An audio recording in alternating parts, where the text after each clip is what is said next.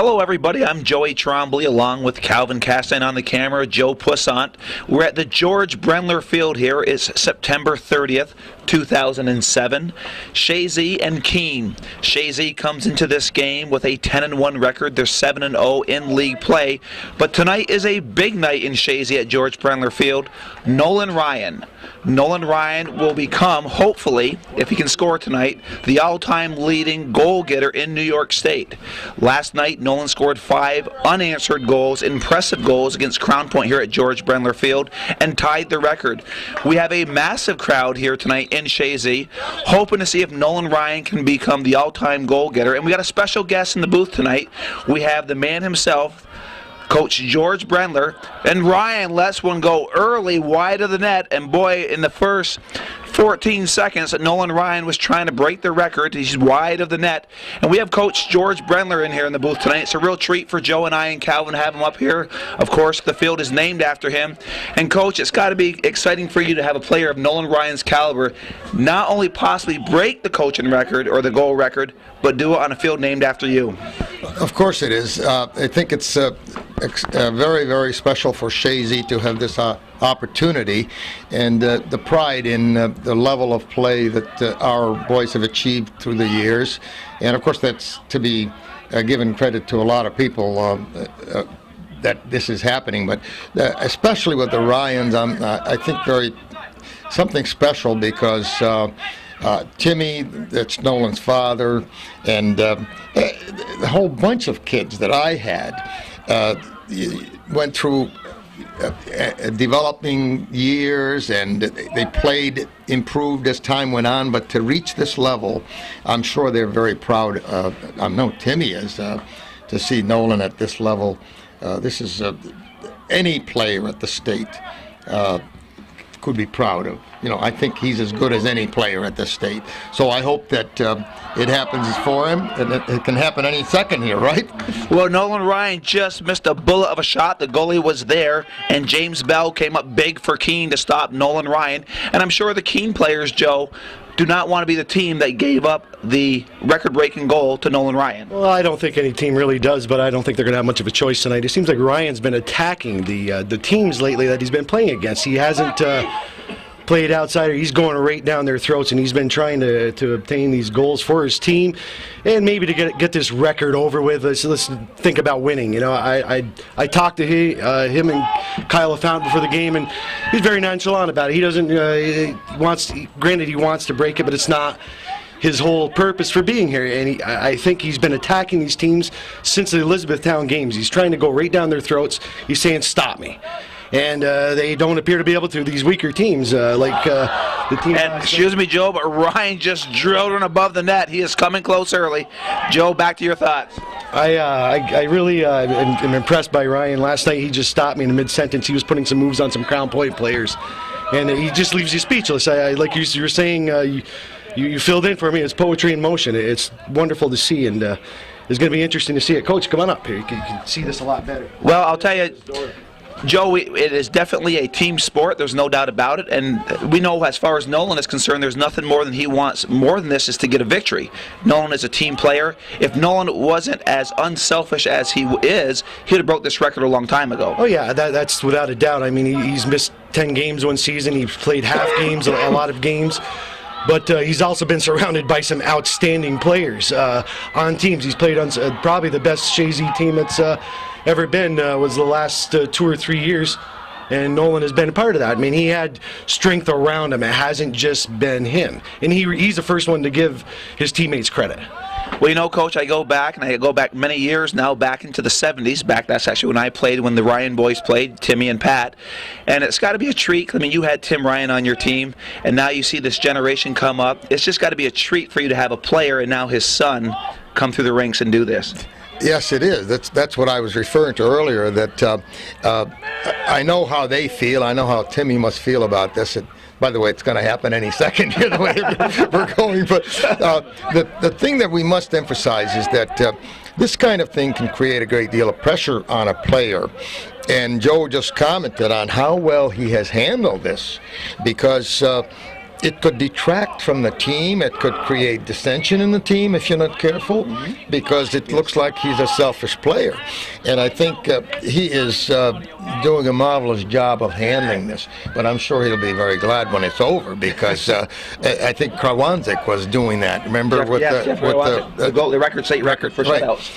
So I think that it's a special person. He's a special person in being able to handle this. Well, Coach, you've seen many games here, obviously, and I think you know better than anybody when Nolan Ryan scores a goal, you wouldn't know he scores a goal. He runs back to the center of the field, a very unassuming player, which is remarkable for a kid of that talent.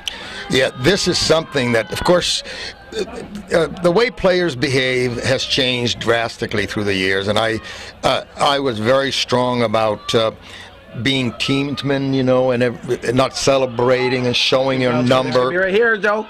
Oh, whoa! They saved it. Ryan rips it. You listen to the crowd out there, Coach. You got to get goosebumps when that kid is right taking a shot at the net for the record here. All right, well, we're going to have a corner kick here. It went off the goalie's hands. It's corner kick. It's Steve Lombard.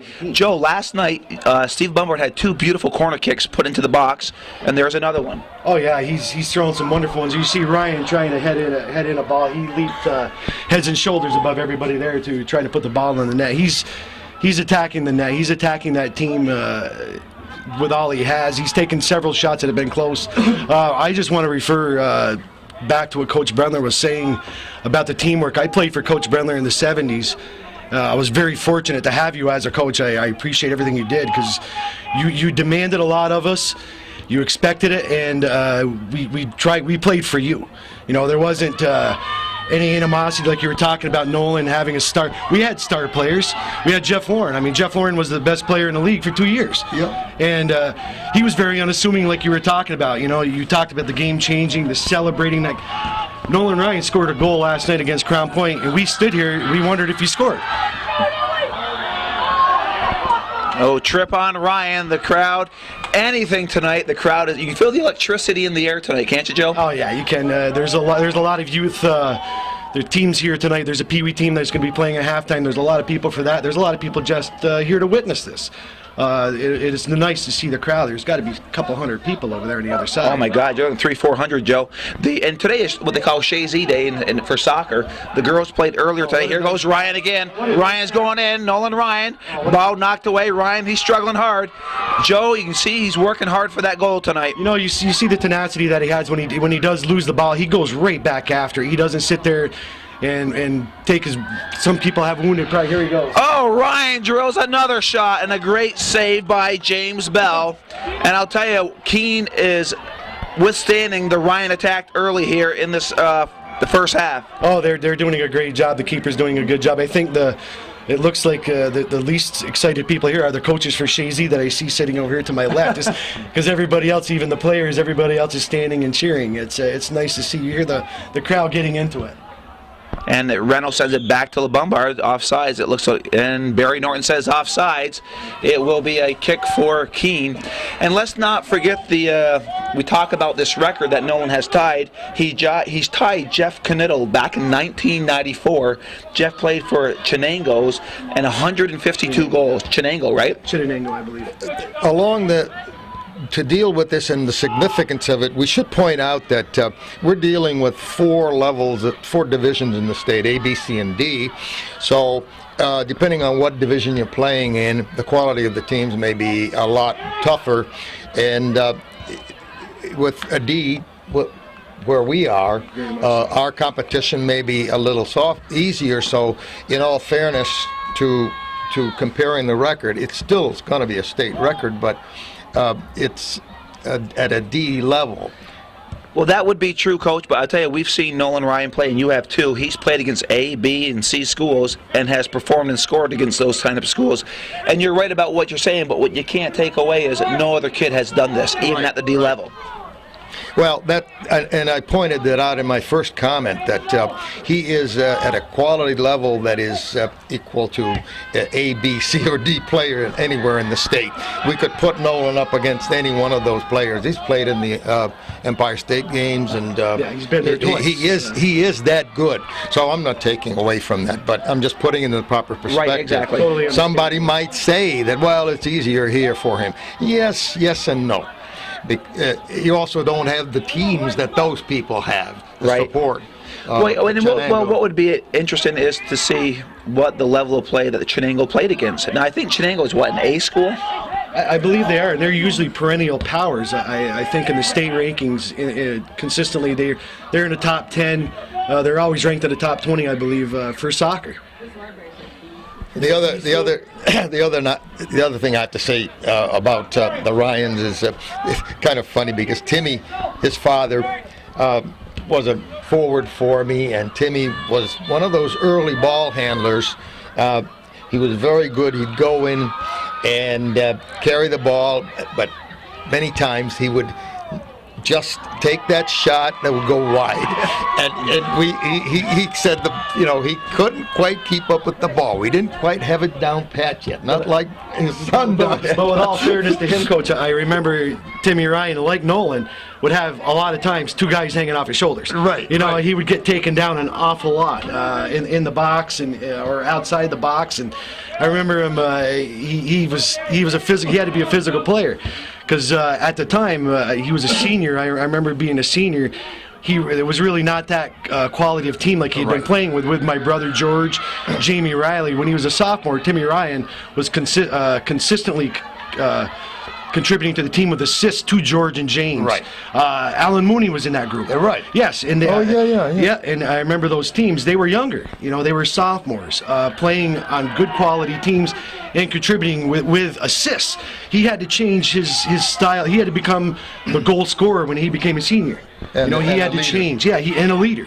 Something else that we should throw in here is that a person like Nolan with this on his shoulder, he's a marked man. Oh, yes. For 2 years now, he's been marked. It's a tough thing, and the pressure of that on a kid can be very wearing, and he's doing beautiful. I agree. I don't.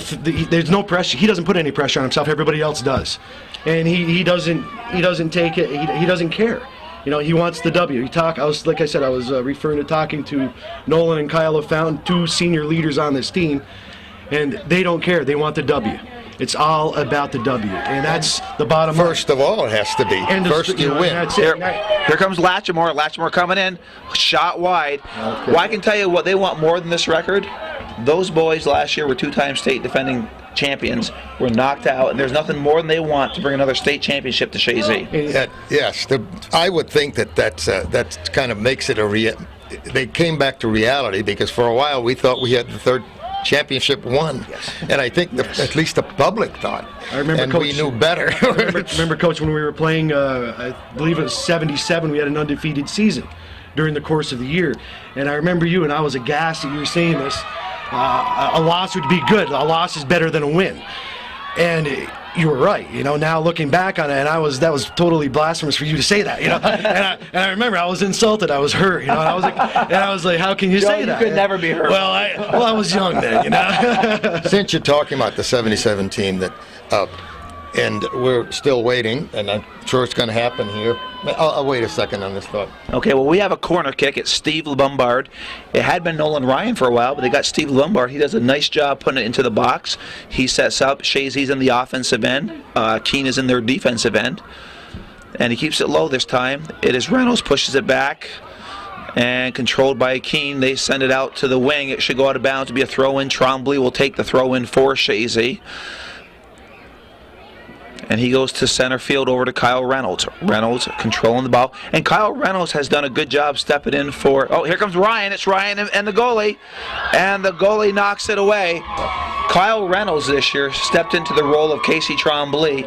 And Kyle Reynolds is doing a wonderful job, a different style of player, but very effective out there. Kyle Reynolds he's a good-sized kid. He's got some nice height, and he's getting progressively better and better. He's getting confident back there. I believe he's a senior this year. He is. He's doing an extremely great job at that stopper position of setting up the offense, going into transition. Here's one in the middle again.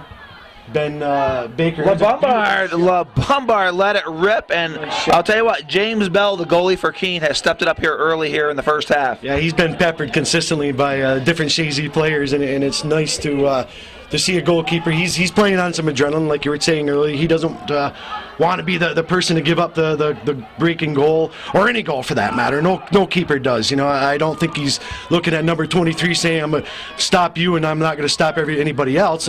He's going to play the game as hard as he can and to everybody. It's good to see. He stepped up. Going back to the thought I left a little while ago, you were talking about Timmy Ryan and yourself from the 77 years. We had Jeff Lauren. You mentioned Jeff Lauren being an unselfish player. Totally unselfish. I used to say that give me... Excuse me, here's Ryan. Ryan's in the box. Can Ryan do it right here? It's Nolan Ryan. Ryan looking at it. He scores! Nolan Ryan has broke the record! The players are running out on the field. Balloons are going up in the stands. Nolan Ryan is the most prolific scorer in New York State in boys soccer action. And the clock stops. We mark time at 25 minutes and 5 seconds in the first half. 9 minutes and 55 seconds. Nolan Ryan, the balloons are up. And we're just going to let you take it in here for a second. The music's playing. Nolan Ryan has broken the New York State record. Coach, we knew it was going to happen, and it took 15 minutes. Well, and he had quite a few opportunities, and I personally want to congratulate Nolan, and I am just so pleased for the Ryan family, and for Chazy, and for Rob, and all the players that we have reached this level, and if we keep up this level of play, we'll be back at the state level again. And I appreciate you guys having me up here. Thanks, Coach. Well, Coach, Good job. well, Coach, I'll tell you, it's an honor to have you up here. It's an honor to have you here when Nolan broke the record. I mean, think about this. He broke the state record in Chazy. He broke it in Chazy on George Brendler Field, Coach, and what an honor for you. It is. Thank you very much for having me. You're welcome. Thanks, Coach. On Friday, October 12th, we will have a celebration for Nolan's New York State record. Thank you, Nolan.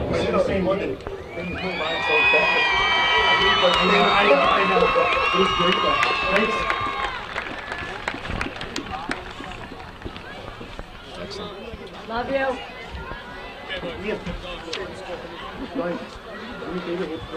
Keep it going, White.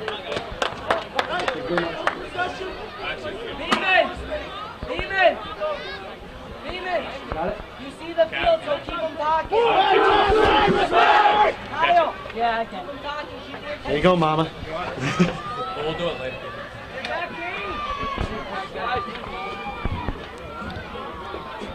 That was a nice goal, too. And we're back to the game. It was a great individual effort from Nolan Ryan. It was the type of goal we've seen him do recently, and great individual effort, and what a goal to break the record. And number 16, that was Baker that assisted on that? It was Jason Baker, and Excellent. I go back to Coach Wooden in basketball. He goes, you may get the basket, but always acknowledge the man that got you the ball, and Jason Baker will go down in the history books as the man that fed Nolan Ryan. Without a doubt. I mean, it's nice to be able to do that, and I'm bringing back Coach Brendler.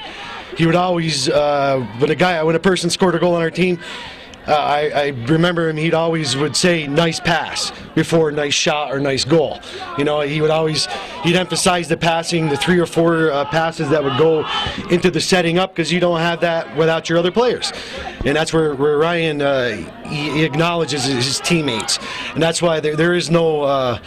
Like you were talking about, some players, you have your superstars. With unfortunately nowadays, some superstars can be pampered. Ryan, he's not like that at all. I mean, that's what's wonderful about him. Last night he drilled a short side goal on the Crown Point keeper.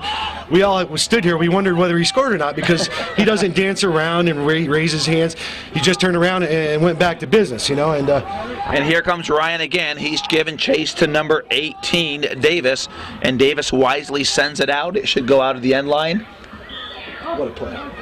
And good hustle from Nolan Ryan, but it will go to the Keene Beavers, with the Keene Beavers taking a goal kick. Just watching that last segment with Ryan chasing the ball down, that's just another facet of his game. I mean, he harasses the defense consistently, makes them do things they don't want to do, and forces them to make a play, and that's what he's consistently done since he's been on the field. They all do that, though. A lot of the offensive guys for Chazy do that. Of course, they don't do it like Ryan. They're not as fast, but they do a good job of the hockey. You call it forechecking. And Nolan Ryan gets another one, a nice feed from Ben Baker, and Nolan Ryan picks up his second goal. And Joe, the thing is, Joey, that's a new record for the state. you heard from Calvin. He just broke the record. Every he goal. just broke the state record again. He broke the record again. Calvin will be saying this a lot of times between now and the end of the season.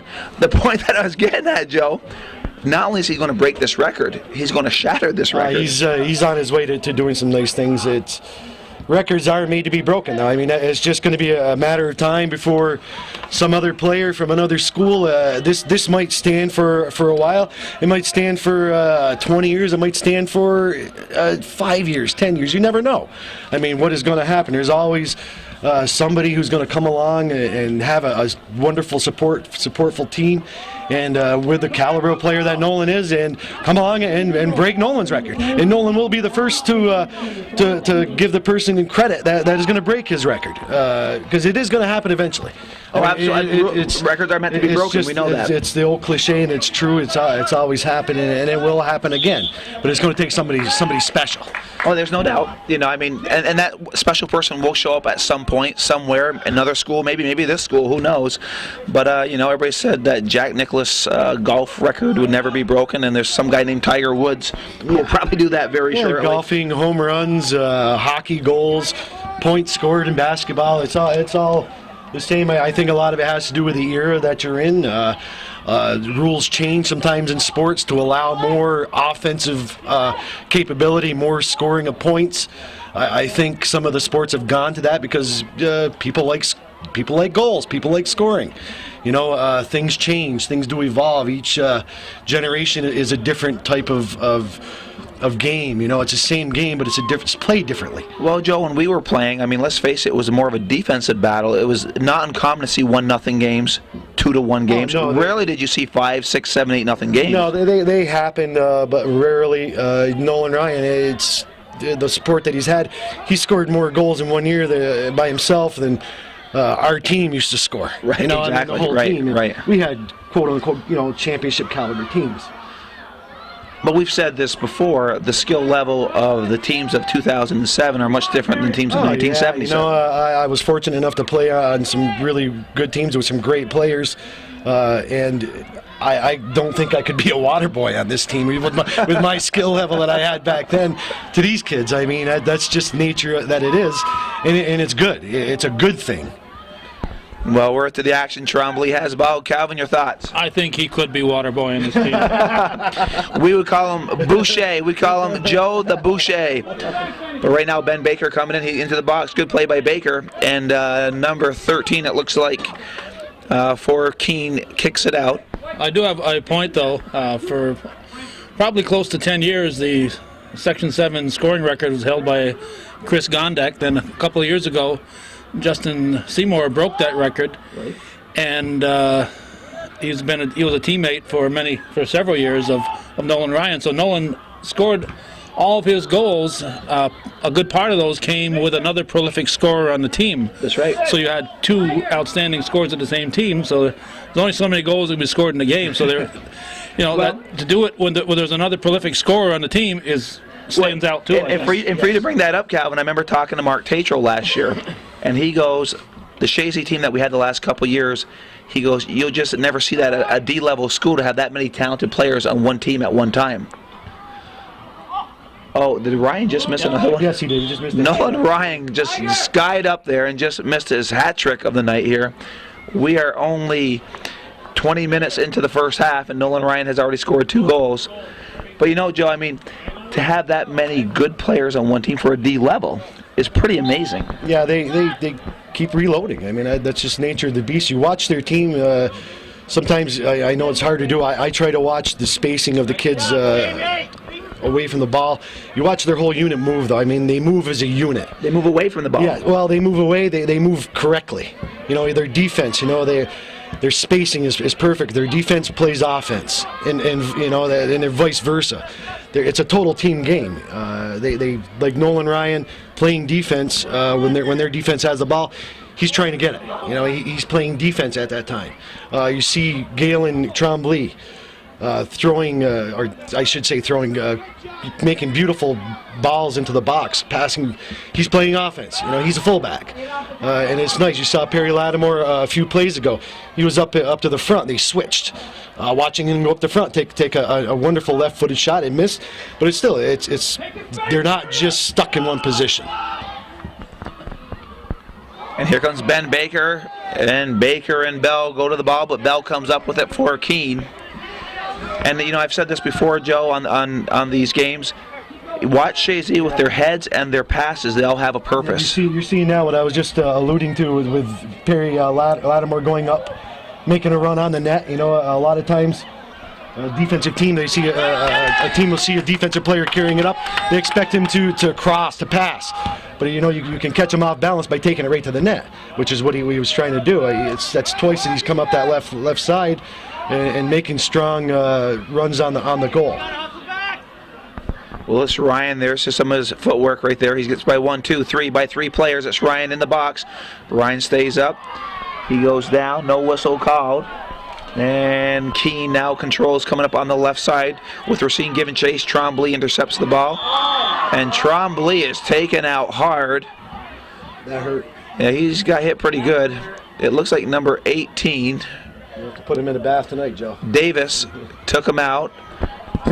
And I think I don't think it was a dirty play. It was just hard play. They were both going to the ball. The ball bounced when Galen was trying to trap it. The ball bounced up. The ball bounced up. You try to prevent that because that's what happens a lot of time when the ball bounces. You don't get a clean trap on the ball. If it bounces in front of you, these guys are quick. They're going to be right on you to challenge for it. If you can make a clean trap, you prevent that. You keep the ball moving. Well, and I want to give kudos to Skylar Davis. He had a collision, good sportsmanship, went back to see if Galen was okay. Yeah, that's always nice to see. We were talking about the game has changed sometimes in some negative ways. I'm glad to see that there's still, the vast majority of it is still a positive thing. You just have a few people, it's like anything, you have a few people who kind of get carried away in certain things and with the celebratory stuff. That's why in the NFL they got rid of the celebratory dances when they used to have I was laughing reading Sports Illustrated, they had the dance steps of that Icky Woods for Cincinnati. Well, 17, 18 years ago, Right, the Icky Shuffle. Yeah, the Icky Shuffle.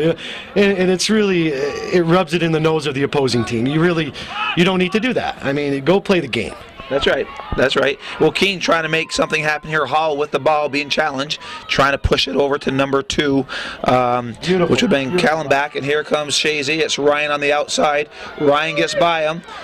Again, gets by Davis. He's waiting. He sends it over to Baker. Baker trying to get the shot off. Baker chips it over the net. But you see how Ryan just nonchalantly, Davis slid by him, controlled it, wait for Baker to show up on the 18-yard line, and made a nice pass to him. Yeah, he was trying to feed the ball to look for somebody else to shoot. He didn't. He had an open shot probably to that net. He stood there waiting for somebody to run in, which was a smart thing to do because the other person would have had definitely a better angle onto the net. He was more to the side. Baker was more straight on. He had a better angle to the. Here's Baker again, and goes wide.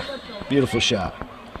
Well, Joe, it was kind of it was a treat having Coach Brandler up here to be here for when Nolan broke that record. Yeah, I was lucky enough we were lucky enough to get him over here. I talked to him, went up in the stands before the game, and I asked him if he would come over, and we talked. He was talking about it. I said, if you're comfortable, you don't have to. I said, but you are a king here. This is your field. And he was happy to come over. He was glad to be asked. He loves to come over and talk soccer. Well, the guy loves the game, again, and I said this to Coach, and I'll say it again, to have that type of record broke on your field named after you, that is pretty exciting. Yeah, but Coach Brandler, he's unassuming also. Like he said, it's his named after him, but it's not about him. No, You know, it's not at all. not about him. You know, it's not about a certain player. It's not. Yes, it is. It is, and it isn't for Nolan tonight. But it's about the win. It's about the team, and that's what he always brought to the program. It's not about you're the best player and this and that, because let's face it, we all know who the best player is in any team. It's a pecking order. You know who's this and who's that, but you don't get cocky. You don't take it to a level that it alienates your teammates, and that's what makes a leader. And it's a difference between a great player and an iconic player that can be, and that's the thing that these kids learn here in Chazy a lot of times. Well, and the captains are picked by the players, and that's why you see Nolan Ryan a captain here his senior year. Oh yeah, that's a gimme. Kyle LaFountain, same demeanor, unassuming, nice kid, just wants to go and play soccer. Doesn't wants to talk soccer. Doesn't really have a whole lot of showmanship as far as any frills. Just Kyle LaFountain's just a total blue collar player. Yeah, He's steady. He's there every time he shows up, and he shows up to play. Well, I'll tell you what, with him back there, you feel the same comfort level you felt when Jordan Spiegel was there last year.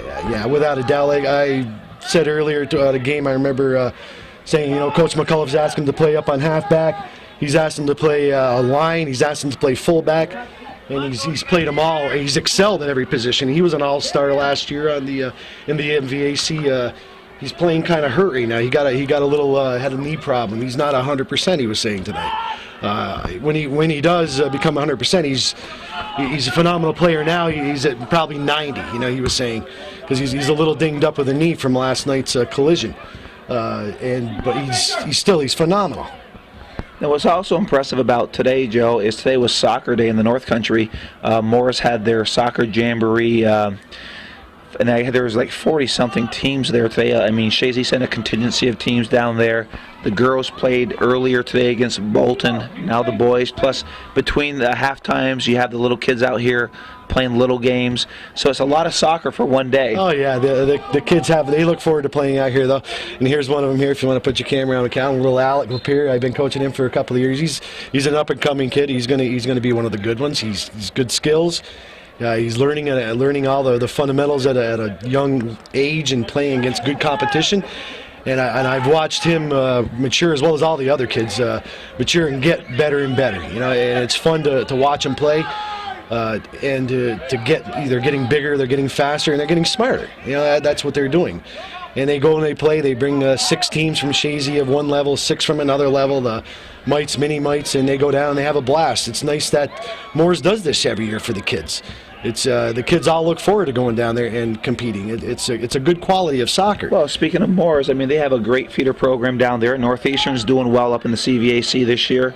And between Chazy and Northeastern with their feeder programs, they do put out some real quality teams. Oh yeah, and I've just beautiful goal. Oh wow, Nolan! Wow. I thought Nolan had a hat trick. But we were alluding to the fact that Northeastern has a great program. I want to take a vote with the people out there. I'd like to see Northeastern and Chazy square off. The boys and the girls. I mean, there's no reason not to. I don't know why they haven't been able to get together to get some games. Maybe it's a scheduling problem. I don't know, but I think that the two teams.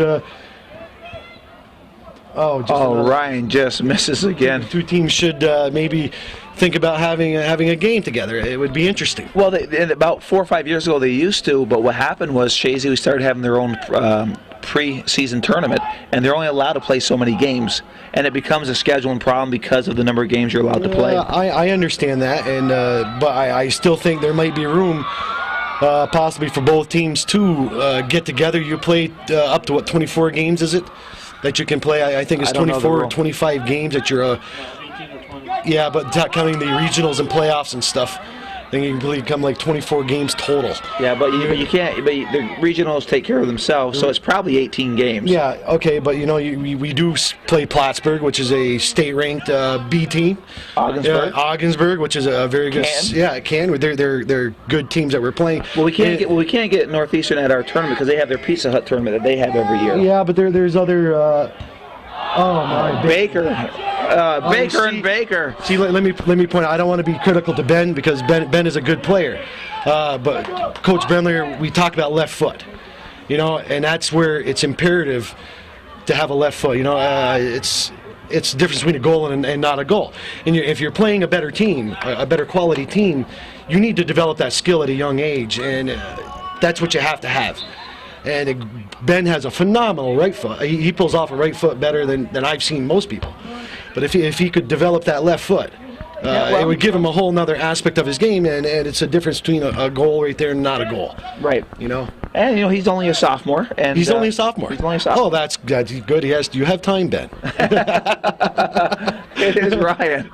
Ryan with the ball, trying to get by two players. He gets by two.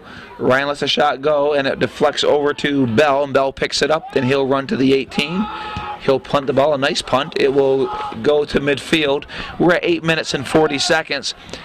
But Joe, we're seeing another domination of Chazy tonight. They've outshot their opponents 19-0 at this point. They're sitting a couple of players out this game, and for a couple of games for some reasons that hopefully will be rectified. And they don't have their quote-unquote their starting team in there, but the kids that are playing in there, the barrier kid, Ben Baker, they've stepped up. They're playing extremely well. Well, this experience will be invaluable to these guys. We talk about that every game that we've been doing. I've been lucky enough and fortunate enough to be up here. This is my third game with you, and it's nice. And these points cannot be emphasized enough. You have to learn the whole game. You can't just be, especially at the youth level, you can't just be a fullback. You can't just be a forward. You can't just be a keeper. You have to take the kids, move them around, having them play different positions in games, and because kids get hurt, kids move away from the area. There's certain reasons where a player who normally plays this position at a varsity level is not playing that game. Mm-hmm. And you have to have somebody that steps in that knows what they're doing. Granted, they may not be as good, but if you have a quality player who knows the game, they don't have to be a star, they're not going to hurt you. And they're going to do a really nice job there because they have familiarization with it. Well, we're back to the action. It's Ben Baker over to Nolan Ryan. Ryan lets the shot go, and it goes up high over the net. Hey! Someone put something on net, for God's sake. Embarrassing. And we got a goal kick going here. And we hear Coach McAuliffe down there. He's coaching the whole game. Now here's Chazy has outshot him like 20-0, and he is not satisfied with some of their play. He notices a little bit of lazy play. I don't know if it's lazy play, but play that's not up to par. He's asking. He demands it from him. Put it on the net. Don't kick it over the net. It's a thing. If you put it on net, something might happen. You might get a rebound. That's why you follow your shot. These are fundamentals. You can't follow a shot if it's over the net, and that's what he's getting a little bit upset with the kids bat. The kids at they're leaning back on the ball. They're not going forward over the top of the ball to keep the ball down. They got to drive the ball. They're leaning back. They're kind of taking some shots that maybe they might not make. They're not quality shots. He's not happy with it, and that's why he's the coach that he is, though. He keeps on them and keeps wanting them to improve, not just play the rest of this game out and say, all right, we'll take the win. Let's go home. Right. The game is not won. You play a full game, and that's what he wants to do. He wants to keep them improving.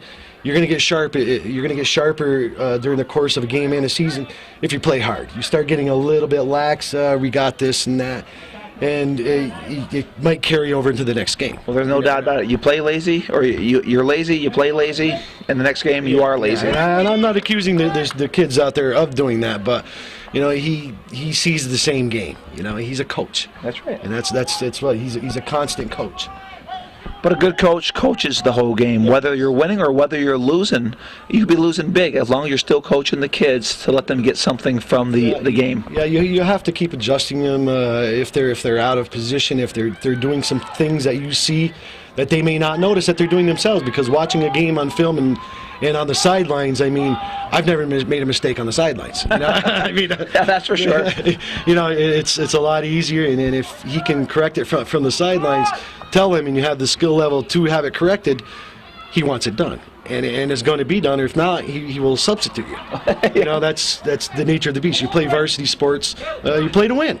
And that's the way it is. It's you play to win, and you have to put the best players out there. If you have a player that's not playing up to par, he's going to be replaced, and that's the nature of the beast. They're constantly playing for position on the team. You got to be good. Well, right now, Keene trying to make a run, and it's 21-21. And there's the senior leadership of Kyle LaFountain. Sends it up over the back of Ryan, no call. And it'll go out to Jason Baker. Baker looking to control the ball. Baker's been all over. He was all over the field last night. He's all over the field again. Oh, he's a great midfielder. Yeah, he stepped up his play. I don't mean he stepped it up. He's always stepped it up. And he's really bringing a animalistic part of the game. I mean, he is. He's playing like an animal. I don't know if I say animal, but he's all over the place. He is. An eagle. He's playing like an eagle. Well, an eagle is an animal, isn't it? You got a point there, Joe. He's playing tough. What would you call it, Calvin? He's playing like an eagle. Yeah, he's soaring like an eagle. Soaring like an eagle. All Joe. right. There we are. Soaring like an eagle. That does sound better. I have to remember these phrases, We're 3 minutes and 29 seconds here left in the first half. Lombard will send it into another nice feed into the box. Beautiful. Ryan trying to head it in, and Bell comes up with it for Keene. At least he's not as busy as a beaver, though. Oh, my. The Beavers are busy on defense. So. Latchmore trying to get a move by. Yeah. And Latchmore's down. And number 4, Smith. Tiger Smith is number 4. Number 12 coming in. Holbrook coming in for Keene.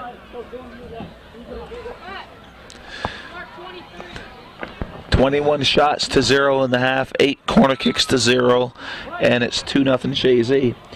And have 21 shots, only score 2 goals. Yeah, that's what coach I think is getting upset about because, like you said earlier, they aren't getting them on net. That's exactly what he's not happy with. He was telling him, put the ball on net. You're not going to score if the ball isn't on net. Right now it's Trombley on the far side. He gets the ball from Barrier. He goes into the Keene territory. He pushes it way to the outside to Racine. Racine working his way down into the Keene area, being challenged. Ball knocked out of bounds, and it will be throw-in for Chazy. Nathan throws it up over to Ryan. Ryan being challenged. And the ball knocked out should be a corner kick, I think. Corner kick is called, and LeBombard will go up to set up the corner kick again. Chazy will set up in the offensive end. And Joe, I mean, look across the way. We got a pretty impressive crowd here tonight. Oh yeah, this is going to be a nice night it's a beautiful night out here to bring out the town to watch this go on. A lot of people are soccer fans. There's some people here that normally don't come to the games. I know some of the people, there's some youth teams here, but I know I did see a few people who don't have any kids playing in these little mini games that are going to be going on. They're here to watch Nolan break the record, I believe. They're here to watch a good team. It's a Saturday night. And it's absolutely gorgeous out. It was a little bit rainy last night, but boy, what a nice day. It's been a beautiful September. We've been very fortunate to call these games in some really nice weather. Usually I have some mittens on usually by this time, but not yet. But you see, watch the Jordan Barrier just a second ago, how the ball bounced when it came to him. You want to try to trap those balls to keep them under control, especially if you're going to be a midfielder. Mm-hmm. Luckily the defensive player laid back from him because had he been attacking, Barrier might not have got that. That was a beautiful pass right there. Baker looking at the shot go. Nice shot by Baker, and pass back. It's a pass back. That's a pass back right there, and it's not being called. Oh, wow. Coach McCullough is not happy about that non-call, as he should be. That's a pretty fundamental call. That was a pass back. You can pass it back with your head if you're a defensive man, not with your foot. Well, Dennis Labarge was explaining something to Coach, so maybe there's something there we aren't aware of.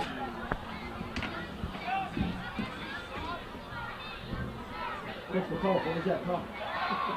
I know, what was the wrong call? What did he say? Our on-field reporter here. We could do that too. The first half has come to an end here in Chazy. The big story is Nolan Ryan broke the state record, and a few minutes later, he broke it again with another goal. He's had 2 goals, and it's 2-0 for Chazy. 22 shots to 0 in the first half. And we have the young kids coming out. I think, Calvin, you're going to tape this? I sure am.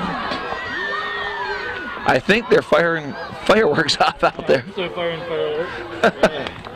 Joe, do you have? Well, he would have. He didn't go right to the goalie. Okay, our halftime show is underway here. We've got, I believe there'll be 3 games. They go across the field. They put up these little red markers here, and that's your out of bounds. And once in a while, a game will overlap on the other game. So they got a 15-minute halftime. We'll try to keep the camera running and get as many of these youngsters as we can, and try to divide it up as evenly as we can.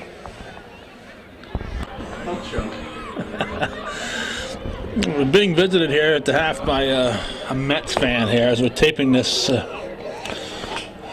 Mets are hoping for a Philadelphia loss so they can be tied with 1 game to go. Peter Regnier, whose wife Mary Beth is employed here at Chazy Central.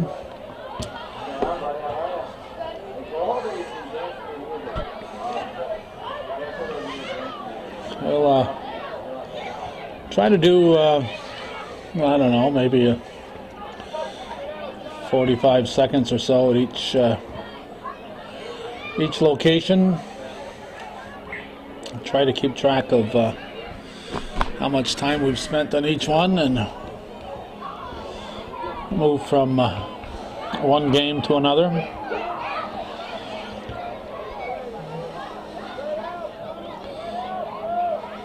I'm not sure. I think these might be Pee Wee players here.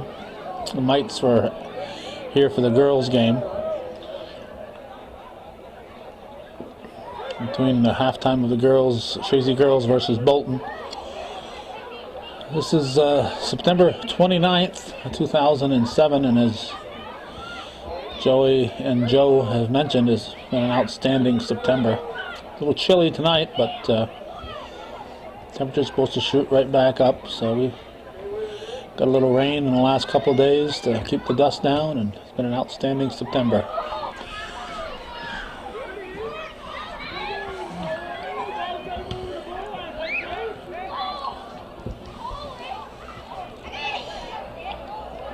This is how championship teams are born. And you got to thank the Keene team for agreeing with us to play this, come down here on this Saturday night and play this game on a Saturday instead of the Monday that was originally scheduled on. And then stick around for this extra long halftime.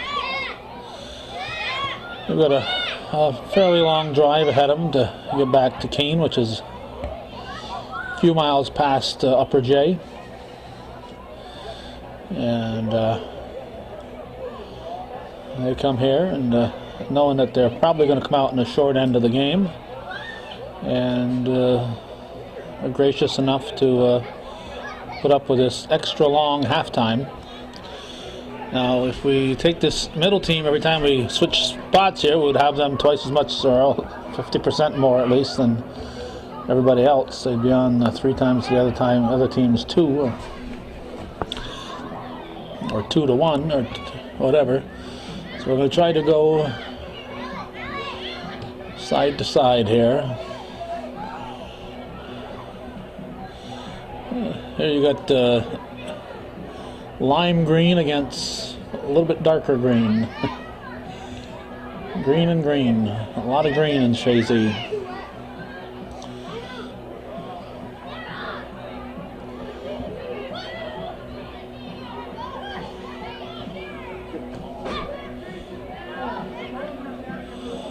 Okay, I'm losing track of, as expected, I'm losing track of how much time I'm spending on each of these games here, so we're trying to be fair. I even threw Peter Regnier out of here. He came over here to visit. And we told him we couldn't talk at halftime because we had to do this. The guy's in a sad state. The Mets are trying to make a comeback after a record-breaking falling apart. Well, it's not a very happy time for Mets fans, so he came over here looking for comfort, and I had to tell him I couldn't spend any time talking with him. Got to tape the kids here. Got to tape these future Eagles.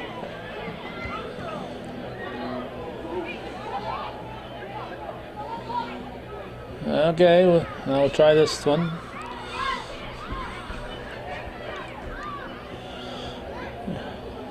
Great time. Joey mentioned, I think mentioned the Roxy Dumas Luann Dragoon Memorial events going on in Moores today, and what a showing. 40 some odd teams, 600 soccer players, hundreds of parents and grandparents and brothers and sisters.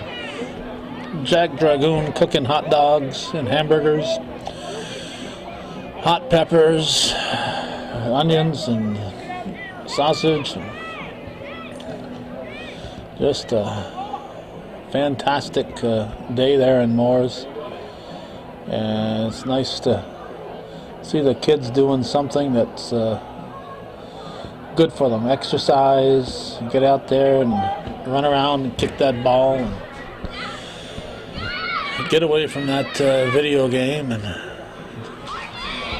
do something that's worthwhile. Not that playing soccer is all that worthwhile, but the exercise is worthwhile. And if you can do it in a context of a sport,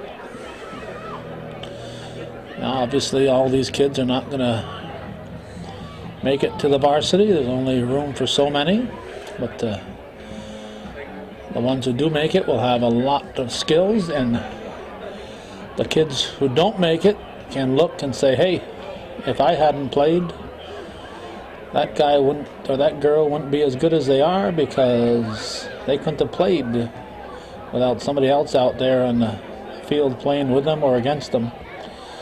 So even if you end up not making it to the varsity level, if you competed at youth sports level, then in your own way you contributed to the success of other players.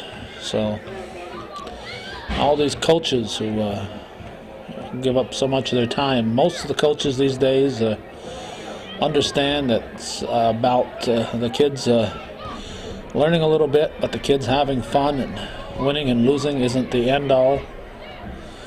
That you can go out there and have fun without worrying about winning every game or beating the other team 15-0.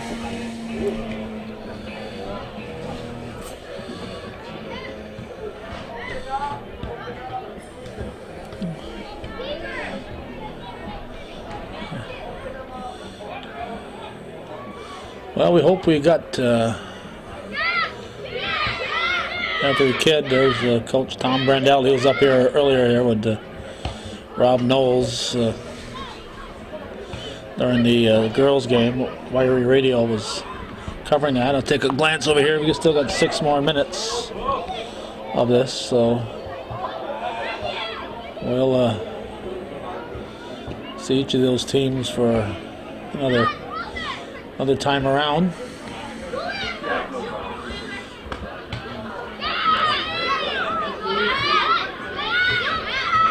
Whoop. Game's overlapping here.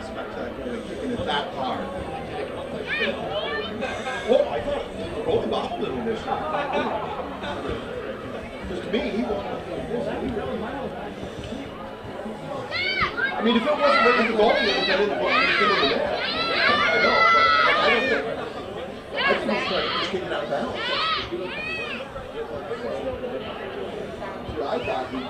You're going to put it in the big goal. You know, the big goal is probably out of bounds. Okay, let's go one more time around here.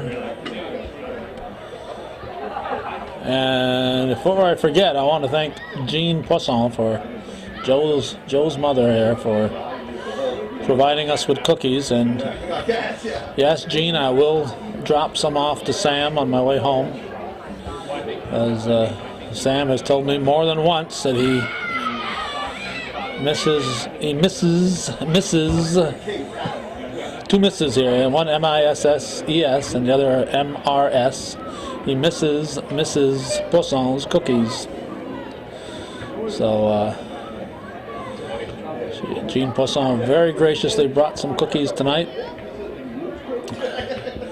Joe brought some up in the booth. I brought some up in the booth here, and whatever's left over I will drop off to Sam. And his wife's out of town, so his wife Carol's out of town, so he'll be able to enjoy them all by himself. When he comes back here for the next game in Chazy, he'll be about 4 pounds heavier than he was last game.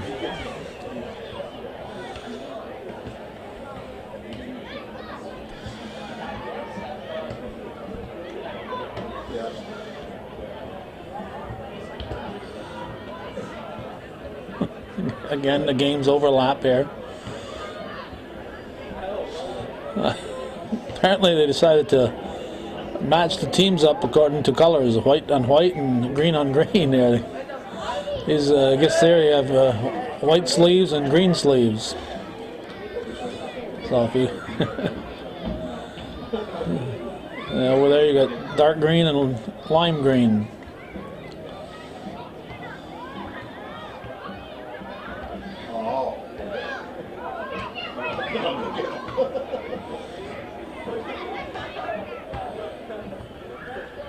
Okay, one more go around here.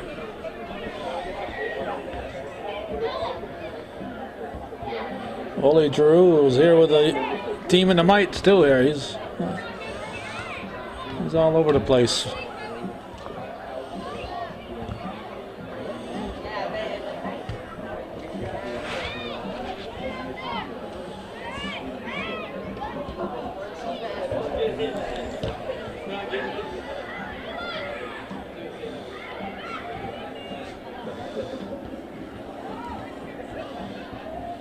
Alright, we got just a little bit left here for this halftime show.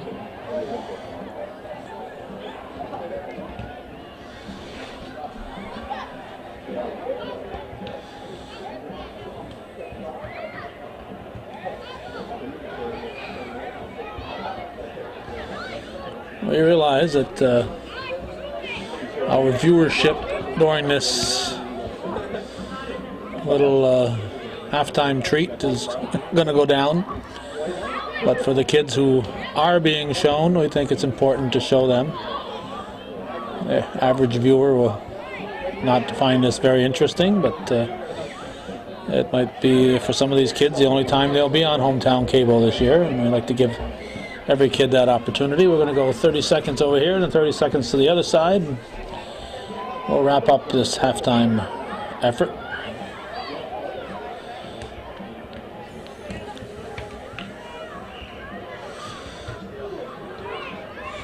Nice to have Coach George Brendler stop in for the early part of today's program. The traditions he started here are continuing, and that's going to be very gratifying for George. I can remember when Coach Rob McDonough was an 8th grader playing on George Brendler's team, and to me, it doesn't seem that long ago, but obviously it was a few years. Well, that's going to wrap it up. Hometown Cable's coverage of the halftime. We'll be back in just a moment with more of the Joey and Joe show. Joey Tremblay and his new cohort, Joe Poisson, or Joseph Michael Poisson, and Mom calls him Mike.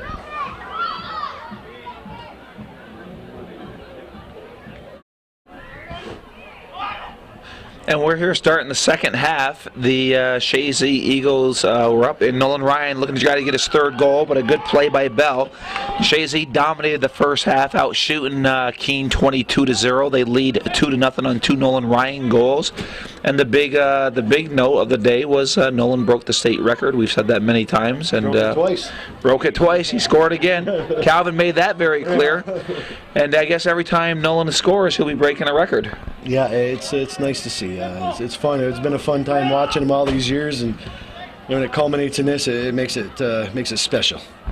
Well, right now, Keene is controlling the ball at midfield. It gets away, and it's Latchmore giving chase, and he pushes it right up over to Baker. Baker doing a fine job at the midfield, over to Barrier. Barrier coming in, working his way to the 18. We'll push it back over to Baker. Baker with the ball, absolutely. And he pushes it up over to Ryan. Ryan has somebody on him. He tried to heel it back to Baker. Ryan controlling. Ryan still controlling, back to Baker inside the box. Baker loses control, and it's cleared out by the Keene player, but Latchmore sends it back in, controlled by Baker. Nice. Baker pushes it off over to Ben Baker and scores. And Jason Baker to Ben Baker. And that all started with Jason Baker at the midfield. Yeah, he made some nice through pass right there to his brother, and his brother pounded it in. Or his cousin, excuse me. Yeah, I got to get this all figured out here. Too many Bakers, Trombleys, you know. But how many passes did we see there? We saw like 5 or 6 passes. Yeah, true. And they got on. Who sent the ball back in? The ball came back here. From Nolan Ryan. Yeah. It was Ryan over to Baker, Baker over to his cousin Ben Baker, and it only took Chazy a minute and 16 seconds to increase their lead to 3-0 here in the second half. Again, we're Saturday night. It's September 30th. It started out kind of warm, but as the night has progressed here, we're getting progressively cooler, which you kind of expect on the last weekend in September. And What's that? 29th. That's okay. Well, we're a day away, but we're the end of September. I didn't say the last day of September. It's the end of September. Did I? Calvin, I want you to replay that tape here in a little slow motion here and see what was said. Joe's first mistake, right?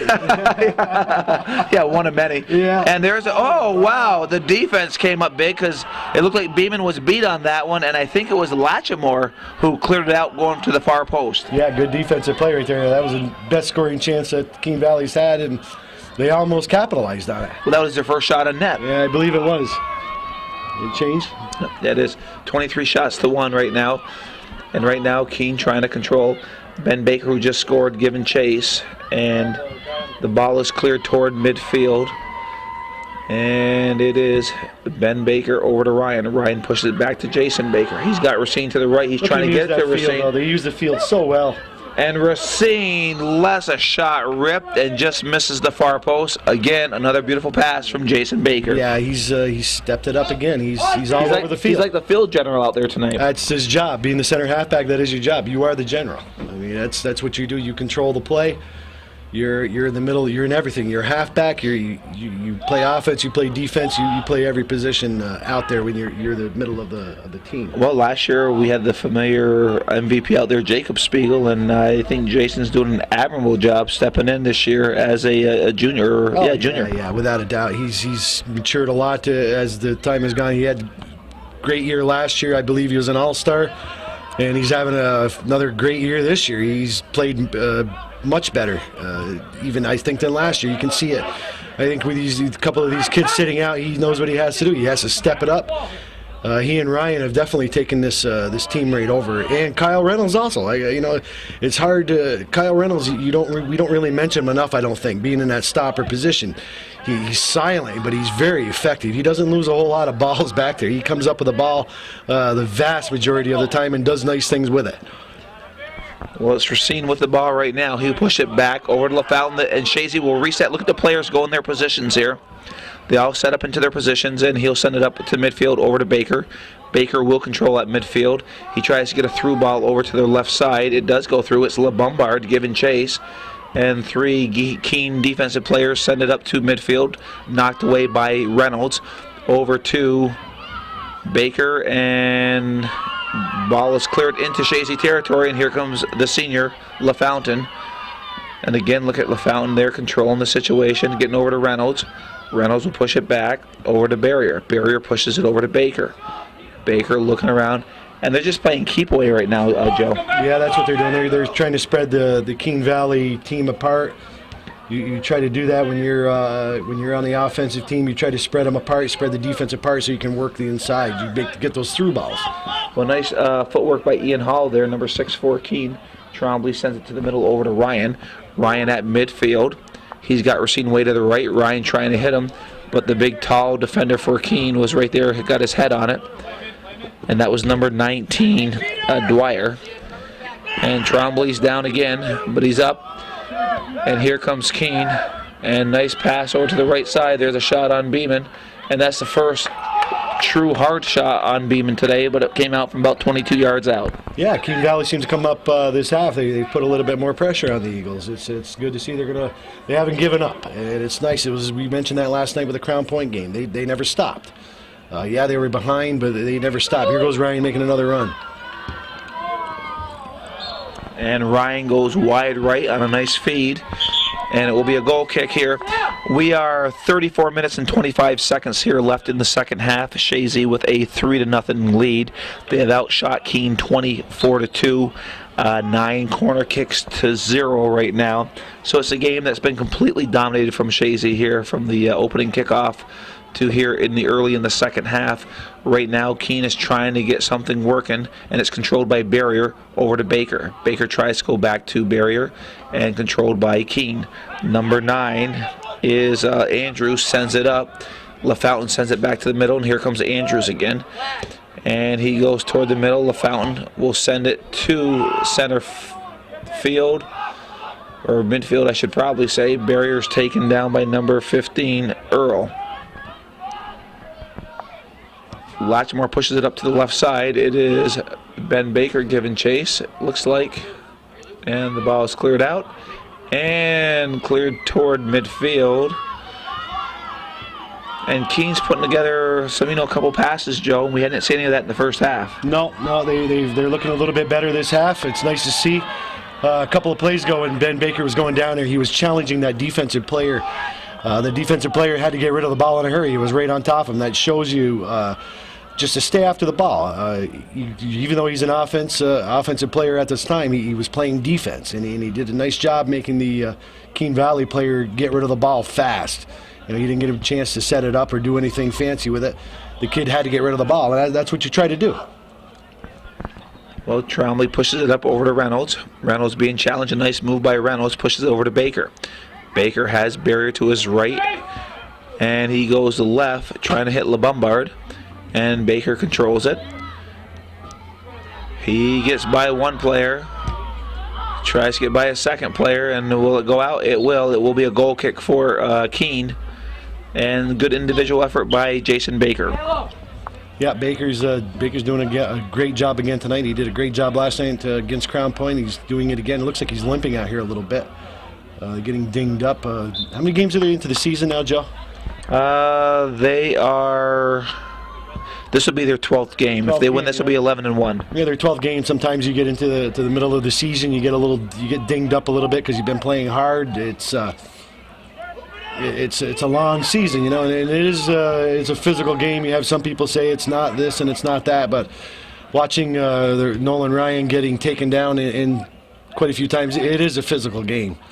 And they do have injuries. They have little nicks that they get nicked up, and they have to play with that. They have to learn to play hurt a little bit, and it's not pleasant, but it separates a good team from some teams that don't have the quality. The kids are tough, and they know they have a little bit of an ache or pain, and they just play through it. A lot of times you're playing a game, you can play through it. It'll go away. A muscle cramp or an injury, it'll go away. You can play through it.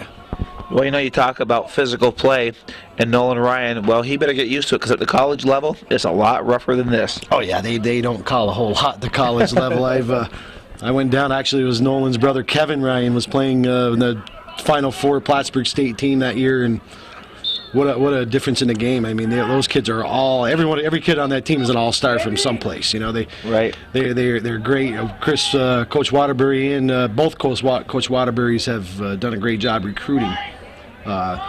Nolan might be even leaning going towards Plattsburgh State, from what I understand. Well, he's looking at Plattsburgh. He's looking at St. Lawrence right now. He hasn't made any commitment yet. I heard maybe Oneonta might be interested also. Yeah, they're looking at him also, and You know, it's like you say. Nice. Oh, Oh, nice wow. shot from Beautiful Baker. save. Great save from Bell. But you know, it's like you say, every kid at that college level was probably an all-star at their school. Oh, every one of them are. I mean, and most of them, even at the D3 level in college, they don't come from D-level schools. I mean, most of the players, they come from bigger schools, and it's nice to see that they are looking at the D programs, because some of the D programs are quality programs. You have players who can play at that level, and they are starting to play, especially at the women's level. You're noticing Kelsey Lattimore played for Plattsburgh. She's hurt right now, but she was on the Plattsburgh state team. Helen Giroux, of course. You have the girl Ormsby from Peru playing for the guys. Yeah, you also have Levine for the women's team from Saranac. That's right. Playing for Plattsburgh. So you have local talent contributing at a high level of soccer. They're some of the best D3 programs going.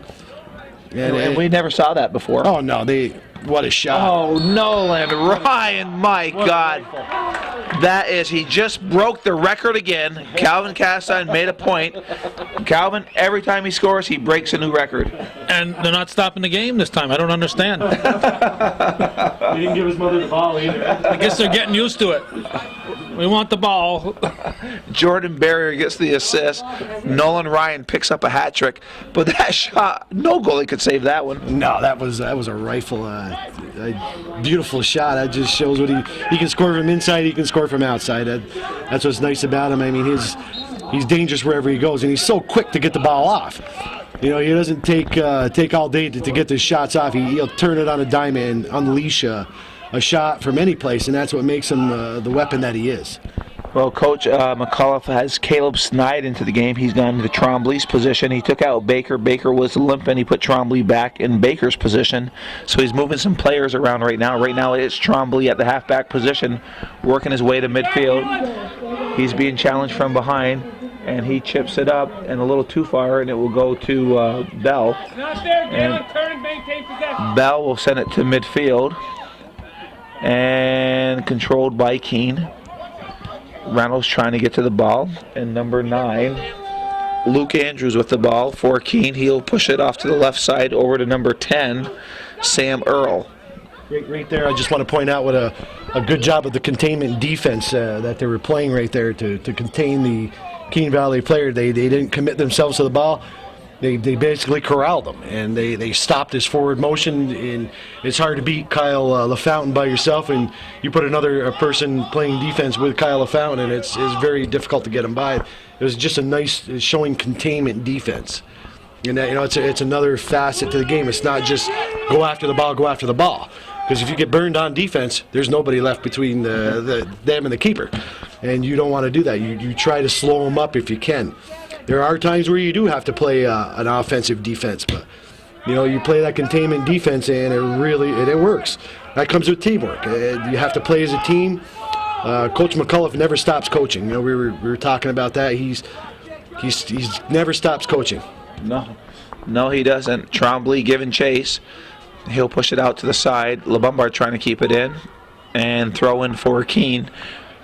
We are at the 27-minute, 30-second mark, and we have some subs coming in here. Number 21 for Keene coming into the game. And I'm trying to find the number, Nathan Woods. You know, Joey, if I thought of it earlier, we could have taken the PHS names with these correspond with these numbers and let people think this is PHS. They got the same colors. They do. They do have the same colors. I don't think they'd be fooled for long, though. Two different programs. There's no doubt about it. And Ryan being challenged and takes the ball away. He's got Racine to the far right. He's got Barrier trying to get to Barrier, but good defense by the Keene players. And number 9, Luke Andrews. Keene just amazes me. Every year I look in the paper and they graduate 8, 10 kids, and every year they're out here, they're competitive at the sports level. It's just amazing what they do. You know, you're right about that, because that's a very small school, and they do field competitive teams every year. Even in basketball, they do a good job there too. It's just incredible. Was it back in the 80s? They had a kid named Purdy, P-U-R-D-Y, who was very good, and they did very well in the States, I believe, that year. They have had success in their soccer programs in the past. I believe it was in the early, maybe mid 80s. before Chazy started their program started hitting on all cylinders, Keene Valley was a very tough team. They were good. They did well for several years. And they do very well for the size of their school, like Calvin said. It's like you graduate 12 kids.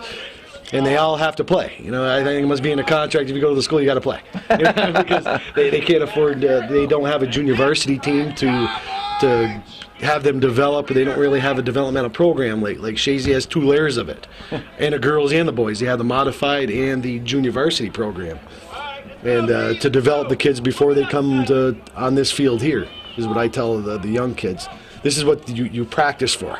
You make mistakes over in those other fields. I want to see you make mistakes. I don't want to see you, but I want to see you try to and learn from them. Yeah, I want to see you try to use the foot skills. I want to see you try these things, because you're not going to do them correctly the first time, the first 5, maybe the first 10 times. But eventually you are going to get better at it, and that's what you aim for. Keep practicing, to keep consistency. Use your foot skills. Practice your foot skills at home. It's not just an hour and a half or 2 hours of practice after school. You get 20 minutes, bounce a ball. That's how you're going to get better. Well, that goes for any sport. Basketball, baseball. I think with anything, it comes with anything. If it's a passion, beautiful little shot. Nice outside on Nathan Racine's outside foot. Yeah, some nice passing down below. I don't think the Keene keeper was actually ready for that. He made a nice save. He's been doing a good job, the Keene keeper. He's been doing a good job. His name's James Bell, and he's the reason it's only 4-0 right now. Playing very well. Trombley trying to feed it up to Barrier, but it gets to Bell first. I see they moved Ryan back in the midfield position along with Trombley to keep the game down, because they pulled it out. Baker was limping, like you said, and he's not in there, so they drop Ryan back. They have a lead.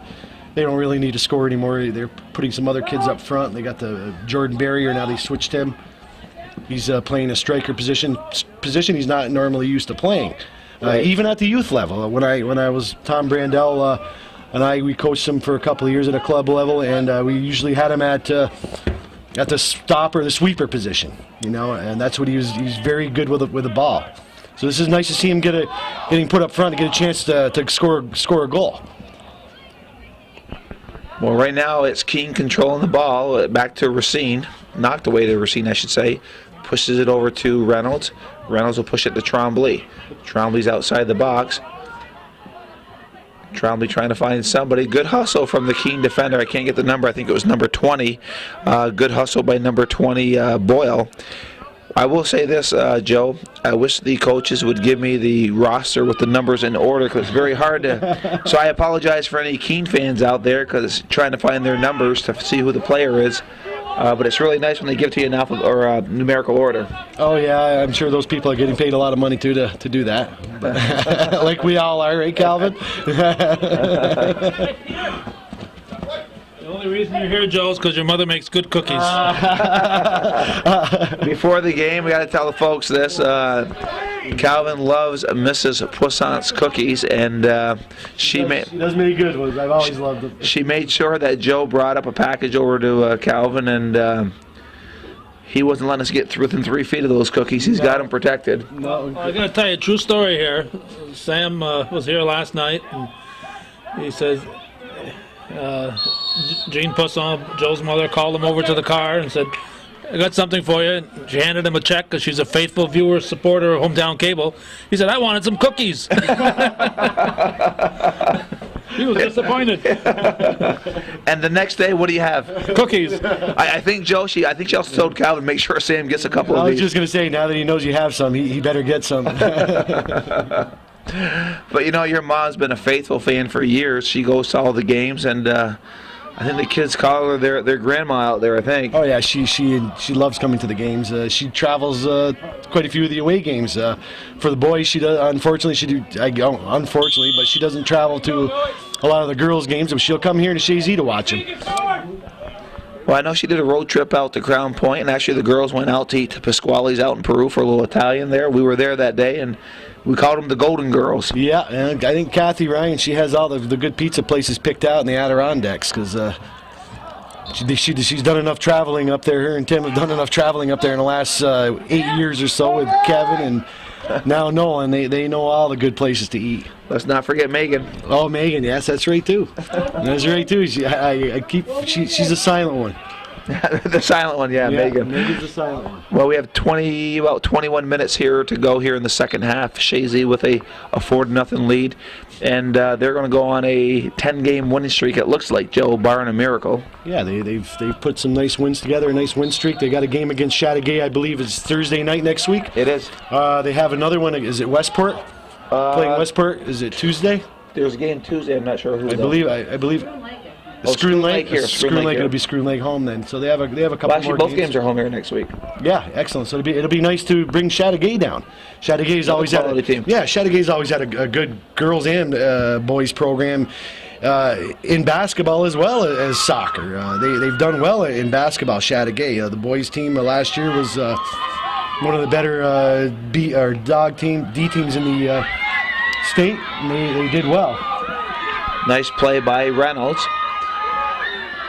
And Kyle Fountain takes it personal back there if somebody tries to get by him. Good hustle.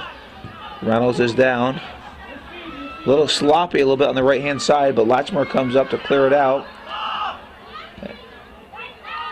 And Keene is, we're here going deep into the second half here, and they're still playing very hard. Yeah, that's what we like to see. You don't like to see a team lay down. If you get down behind, you still got to play. And they know they lay down for the least amount of time. They're going to get burned by the Chazy team. Well, Bell tried to clear it, but it kind of shanked the kick.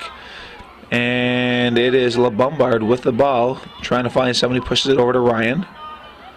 Ryan will look forward to an attack. And Ryan goes down again. And, we should keep a tally how many times Ryan goes down in a game. He definitely has the state record for that, too, I think. watching him getting taken down, I mean, he's taken down hard, too. And he bounces back up really fast, but it's got to hurt. I mean, there's no doubt. It hurts. He doesn't sit there and roll around and look for sympathy or anything like that. He gets right back up and plays. Offside call. I'm not sure how that can be, because once the ball leaves the foot, you're allowed to break the plane. I didn't see any Chazy players breaking the plane down there, but LaBarge has a better angle than we do. Oh yeah, he does. I'm sure he made the right call. I'm sure, and that's what he's there for. Well, number 19 for Keene shanks the ball, headed by Racine. Over to Barrier. Barrier's got Trombley. He's got to his left. And Ben Baker is offsides. Trombley tried to find him. And I don't think Coach McAuliffe is real happy seeing two offsides in a row. No. I think Trombley was trying to slow it down a little bit to allow the defenders to get back to put Baker on sides, but Baker was creeping up just a little bit too much. He was hungry for another goal, and I don't blame him. I mean, there was a perfect opportunity for a through ball, but he was just a little too eager at that time. And the ball's chipped over to LeBombard. LeBombard with the ball way on the left-hand side, being challenged by the Keene defender. Pushes it back over to Latchmore. Latchmore with the ball. He'll push it back into Chazy territory over to Kyle LaFountain. They're going to regroup. He's got Caleb Snide to his right. He finds him at midfield. Snide working his way up. He's got Racine to the right. He does go to the right to Racine. Racine will give chase to the ball. And it is a throw-in for Keene. Number 12, Holbrook, checking into the game for Keene right now. And it looks like number 15, Earl, coming out for Keene. Here. So if the ball goes there, we have pressure. Number 24, Dempsey with the ball. And it is Ryan. Ryan controlling the ball. Ryan getting by 2-3 defenders. And Nolan Ryan, nice shot, great save by Bell. We went by 5 defenders, Joe. Yeah, it's fun to watch him. Like I keep saying, he's good. He's good. It's tough down in the traffic, too. He's going right down the middle. He's not going on the side. He's not cherry picking or anything. He's earning these goals. Well, Trombley sends it over to Racine on the right-hand side, switching fields. It's Racine being challenged by number 2, Carlton back. Nice pass right there. And, yep, Racine, nice pass over to the Barrier. Yeah. It's different seeing Barrier up front. Normally he's at the midfield position. And we're approaching the 16-minute mark, and Coach McCullough putting in Eric Martin and Tyson Dupree and Jonah Curtin will be going into the game for Chazy. And at the moment, there's a shot from Reynolds. Actually, Ben Baker. And Chris Valigi in the game also. As well as 11, 2, and 4. So it's Carlton back, Smith, Tiger Smith, and Whitney into the game for Keene. 15 minutes and 27 seconds to go here at the George Brendler Field. It is September 29th, 2007. On a very nice night. It's gotten cooler from the time the game has started, but a very, very nice night. And history was made here tonight on the George Brendler Field with Nolan Ryan breaking the state record. He has 3 goals tonight. He had 5 yesterday. So I guess he's had a pretty good 2 days, Joe. Yeah, he's driving right at the net. He's taking on the defenders, and he's telling them, stop me. I mean, and that's pretty much he's making a statement here, and he's proven that he's not cherry picking goals. He's earning every goal that I've seen him get here the last couple of nights. I mean, they're not cheap goals by any shape or manner. He's not sitting there waiting. He's making it happen, and that's what he's about. Yeah, well, I mean, there's no doubt about that. Right now it's a throw-in for Chazy over to, looks like Dupree. Dupree trying to make the move, but controlled by Keene. Keene will send it up into the defensive end, and LaFountain heads it back into the Keene territory, and it is LeBombard giving chase. LeBombard being challenged by number 2, Carlton back, and it's LeBombard winning it, and the ball is cleared into the stands. Throw-in for Chazy. Ball to number 11, Chris Valigi. He loses it. It's controlled by Keene. Keene approaching midfield, trying to cross into the Chazy territory. And they do. Number 9, Andrews, has the ball knocked away. Curtin trying to get to the ball. Curtin with the ball, but controlled by Keene. Ball goes over to Chris Roberts. Roberts will push it over to Tyson Dupree, who one times it over to LeBombard. LeBombard runs over the ball, and number 6, Hall with it. We'll send it toward Latchmore. And here comes the Keene Beavers. And LaFountain runs over.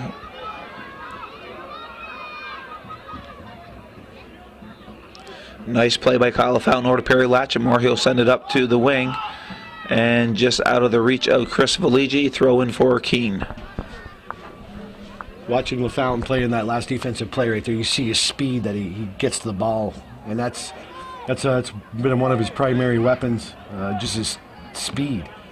The days of the big lumbering defensive man, that usually a lot of times he used to put the big guys back on defense. Those days have been over for a long time because you got to have that speed. The speed is more important than the size to get to the ball. And LaFountain does it. Probably one of the better defenders in the whole region. Nice pass right there. Oh, beautiful pass. Now Caleb Snide, 9th grader, played nice defense on that. Beautiful. Pushed it out. Curtin comes over to where he should have been on this open space here. He'll send it down the line over to Barrier. Nice play by the reserves that have come in here for Chazy. And these guys play with the starters every day, so they know the routine. Oh yeah, you're playing against the best in the league every day in and day out when you're scrimmaging, and you're going to get better. I mean, that's what is nice about it. I mean, these guys they brought the ball right from the defense into the transition game, and they're the reserves, and they still know what to do. They're doing it, and they're doing it right. They're executing. Well, the reality is some of these reserves will be starting on some other teams. Oh yeah, I mean that's true. I'm sure. A good percentage of them would watching him.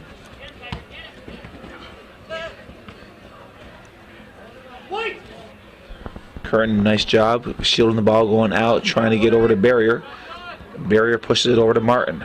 Martin trying to get to the ball, but a good hustle by number 20. That would be Boyle. And Keene coming up with the ball. LaFountain sends it way into the Keene territory, headed back to midfield. And I don't know if it's the Keene fans getting excited or what over there, but it is Martin with the ball right now. Good play by Martin, trying to find somebody. And just too far out, and it's kicked into the Chazy territory, controlled by Keene.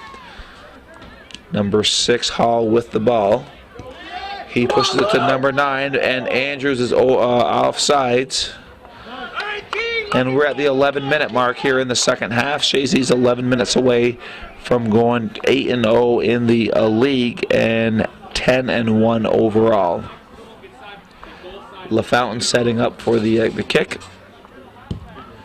He sends it into the Keene territory. It goes to the right side. It is Jonah Curtin giving chase. He's challenging number 4, Tiger Smith, and a hold on Curtin.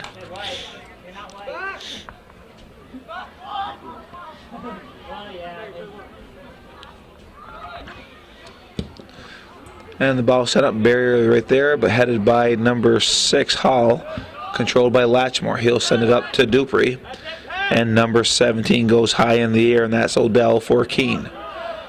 Barrier with the ball. Valici pushes it to open field to LeBombard. LeBombard trying to find Eric Martin, and the ball is knocked back toward midfield and controlled by Keene. Number 6, Hall, goes way to the right side. He's trying to find number 2, Carlton back, and it's Latchmore playing defense. He has control going into the offensive end. Like Joe said, he's going from defense to the offensive end. Here comes Latchmore. Latchmore making a run. It's Latchmore into the box. Perry Latchmore lets a shot go wide right. Good individual effort by Perry Latchmore. That was it's about the third nice run he's made tonight from that side. It's nice to see him. He switched up his shots with his feet. He's used the left foot with one shot, and he blistered one with the right foot. Just missing. Beautiful individual effort by Perry Latchmore. Chazy has outshot Keene here 30-3 here so far tonight. We're approaching the 9-minute mark. Chazy with a 4-0 lead. I'm Joey Trombley along with Joe Puissant calling tonight's game. On the camera is Calvin Castine. And to my far right is Kathy Ryan, who's here filming games as she is every night for her kids. And Mom was a proud mom tonight when Nolan Ryan broke the record. Earlier it was at the 25-minute mark of the first half. And she has that on tape as well as Calvin here in Hometown Cable. And nice shot from Eric Martin. And while I do have some time, we talked about Mrs. Puissant last night giving Sam a check, and very faithful every month. They make a donation to Hometown Cable. And if you're watching this programming, please make a donation to Hometown Cable. They need those donations to stay on the air. That's their only income is from individuals or also from businesses.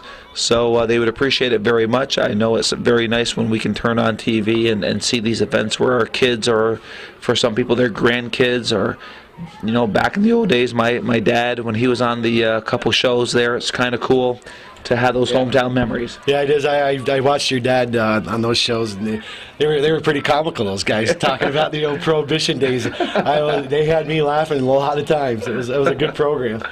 Those are days gone by, and so it's great programming. Please support them. I know they would appreciate it, and we would appreciate it because it's very nice to have this in our area. Not every area has this, and we're very, very fortunate. And Calvin, what are you, 22 years now doing this? This is we're in our 25th year of doing it. Started in June of '83.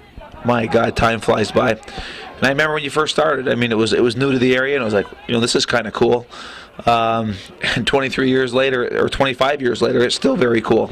Yeah, Calvin, I remember when I first got out of the services in '85, he was doing the games down at the Bullmar, the softball games. Yeah, oh yeah. And it was fun because I played with Tony Musso we were playing softball together with the Tatro boys, and we used to have a good time. And a couple of years ago, Tony was on TV. And here I am, it was about 40 pounds later. My kids look at me and go, my God, Dad, you had hair back then. Yeah. So I guess, Calvin, it's good in some aspects. It's not good when the kids pick on us now that they go, you don't look like the same person that was on that 20 years ago. Well, one thing is you can't, if the game has been taped, you can't elaborate and say you should have seen what I did that game. Well, what I'm thankful for is that you weren't around when I was coming through playing sports, so I tell them how great I was, and there's no proof to show otherwise. Just those Barcombe TV days. Well, I'll tell you, Calvin, it feels good being up here in the booth. I don't think I could run up and down that field anymore. LeBombard with the ball. LeBombard trying to get through the defense, and he's knocked down. And I think he was taken down by Hall. And who went into the net for Chazy? Valigi, maybe? Is that Chris Valigi? It's possible. And Chris Valigi. And Jacob Beeman going out into the field. He's getting ready to check into the game here.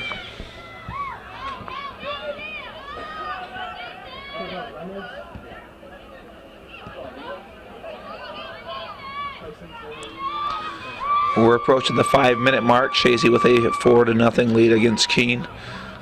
Battling for the ball. Latchmore doesn't back down. It'll be a throw in for Keene. Is that Chris Roberts 13 for Chazy? Yes. He's playing. He's got him in a stopper position for Reynolds right now. He's moved Reynolds over to the side, it looks like. Yeah, he's moving people around, getting everybody in the game, and yeah, it's great. It's great that he gets the reserves in like this because, like we said before, Joe, you never know when you're going to need them. That's it, and it's nice to see Beeman go up, and he's going to get some playing time on the field instead of staying back in the net. So I don't think I've seen him out on the field this year. No, not in league play. No, I've seen it in summer action, but not here. Yeah, it's good. You got to give him a chance to get out there. Because I think he can definitely handle it. I mean, it's not even going to be an issue. I mean, he's played. He knows the game, and it's going to be fun to see him out there. I'm sure he's going to have a good time too. Well, he's hoping the whistle blows pretty soon here. Yeah, you got. All right, here's his chance. Where's he putting him in? Reynolds. He's going in Reynolds' position. Reynolds is moving up. Reynolds at the halfback position. Yeah, good. Good to move him up in the line. Give the goalkeeper a chance to score a goal. Tyson, left midfield. Beeman, tell him.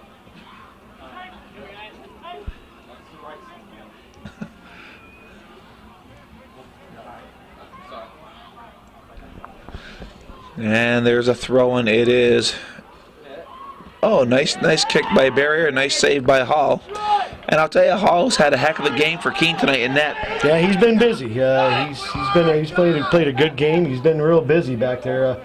Ryan giving him fits early on and throughout the game. Ryan's shot quite a few at him. Nice feed from Snide over to Jonah Curtin. Kicked out, and it will be Caleb Snide, 9th grader, over to Jonah Curtin. And throw in for Orange, and here comes a couple subs. For Tiger Smith and Cody Whitney coming in for Keene. It's nice to see Chris Roberts playing at a stopper position. He's probably going to be playing that next year, or in that vicinity. You know, it's very possible. He's a big kid. He's real strong, strong upper body. I believe he's lifting weights. Some of the kids are lifting weights. Mm-hmm. And you can see he's a stocky kid. He's a good size. He's like his father Stan. Yeah. And we talked about Stan and Larry Roberts last night, I believe. You know, they're solid, strong men. I mean, but they lift weights, and it can produce some positive things. It's not, soccer isn't always about speed. Sometimes, you know, if you have a solid kid like Casey Trombley was last year, I mean, he's just a solid, strong kid. And at that position, it's kind of imperative. You get a lot of business at that position. And we said this before. Next year, Coach McAuliffe, he's got to replace 8 starters next year. Yeah, and it's nice to see these guys coming in there. This is some of the positions he's putting them in. He's testing them out. He's testing them out in game situations, and this is where you want to test the water with them. Well, a nice save there by Chris Valigi. He'll punt it toward midfield. 2 minutes here left in the game. And it is Peter.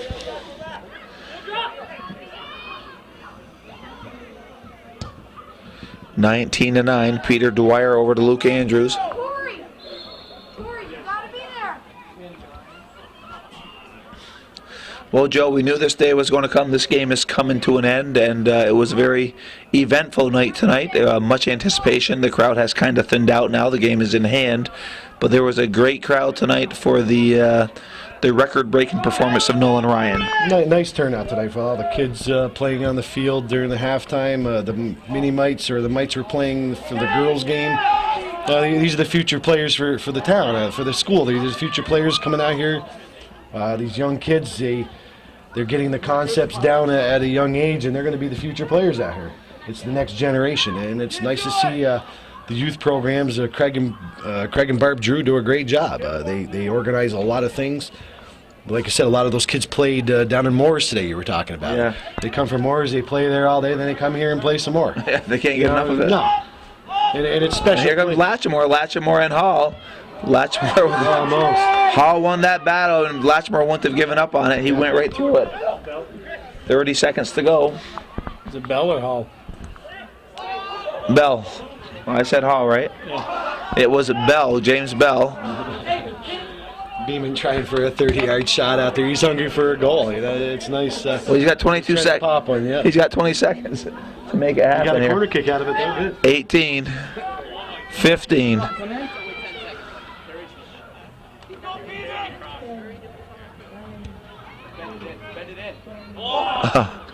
Perry, nice kick. This game's coming to a close.